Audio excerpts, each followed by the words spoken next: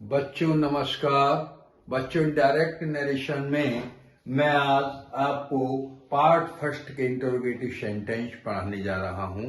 वो सेंटेंस जो helping verb is, am, are, was, were, can, could, may, might, must, should, ought to, will, shall, has, have, had से प्राप्त होते हैं। तो इनको समझिए और इनको अपनी नोटबुक में लिख लीजिए। जीवन की किस्म उसकी असलियत का बयान करती है। मेहनत तुम्हें अपनी मंजिल पर लाकर के खड़ा कर देती है। इन भूखे दरिंदों के पीछे मत पड़ो, इन्होंने सब कुछ खारिज कर दिया। अगर ये मेहनत ही कर लेते तो इतिहास में अपना नाम कमा लेते। देखो बच्चों, इंटरोगेटिव सेंटेंस दो प्रकार के होते हैं। नंबर वन, फर्स्ट टाइप वे वाक्य जिनमें हेल्पिंग वर्ब जैसे is, am, are, was, were, will, shall, has, have etcetera वाक्य में सबसे पहले आती है। इनको इनडायरेक्ट नरेशन में बदलने के निम्न नियम हैं। समझिए सब बच्चे ध्यान से। नंबर वन, रिपोर्टिंग वर्ब में सैड ऑब्लिक सैड टू को हम आस्क्ड ऑब्लिक इंक्वायर्ड में बदल देते हैं। यदि रिपोर्टिंग वर्ब में केवल सब्जेक्ट दिया है, ऑब्जेक्ट नहीं है, तो इंक्वायर्ड में बदलेंगे। यदि ऑब्जेक्ट है तो इंक्वायर्ड ऑफ में बदल दिया जाएगा। किस में बदल दिया जाएगा? इंक्वायर्ड ऑफ में। नंबर दो, रिपोर्टिंग वर्ब और रिपोर्टेड स्पीच के बीच में हम दैट का प्रयोग नहीं करते हैं। दैट का प्रयोग नहीं करते हैं। दैट के स्थान पर हम इफ या वेदर का प्रयोग करते हैं। आप दिमाग में नोट कर लो, दैट के स्थान पर हम इफ या वेदर का प्रयोग करते हैं।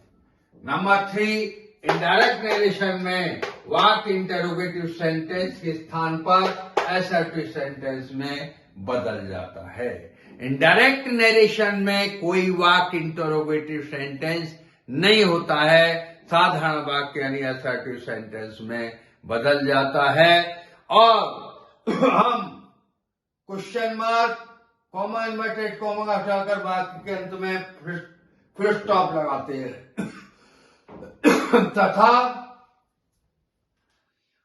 इंटरोगेटिव सेंटेंस को हटा दिया, क्वेश्चन मार्क को हटा दिया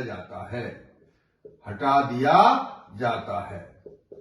प्रश्नवाचक चिन्ह जो है इसको हटा दिया जाता है।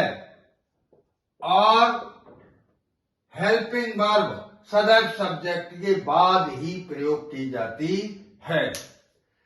जब वाक्य असर्टिव होगा तो हेल्पिंग वर्ब सब्जेक्ट से पहले कदापि नहीं आएगी। हमेशा सब्जेक्ट के बाद ही हेल्पिंग वर्ब आएगी। यानी कोई वाक्य इनडायरेक्ट नरेशन में इंटरोगेटिव सेंटेंस नहीं होता है। क्वेश्चन मार्क हटा देते हैं, कॉमा, इन्वर्टेड कॉमा को हटा के, क्वेश्चन मार्क हटा के वाक्य के अंत में फुल स्टॉप लगा देते हैं और सब्जेक्ट के बाद ही हम हेल्पिंग वर्ब का प्रयोग करते हैं। समझना? देखिए example direct, my friend said to me, will you not help me. Indirect बनेगा my friend asked me, if you का चेंज मीन्स होगा I would not help him. My friend asked me if I would not help him. दूसरा direct देखिए, Govind said to Raju, are you not going to home today. Indirect होगा Govind asked Raju if you का change Raju से होगा ही was not going to home that day. देखिए यहां are लगा हुआ है, आर को वाज में बदला और सब्जेक्ट ही के बाद वाज का प्रयोग किया। इस तरह से सब्जेक्ट के बाद हेल्पिंग वर्ब का प्रयोग किया जाता है। दोबारा से, Govind asked Raju if he was not going to home that day. तीसरा डायरेक्ट देखिए, Sita said to me, can you solve this difficult question. Direct होगा Sita asked me if I could solve that difficult question. Sita asked me if I could solve that difficult question.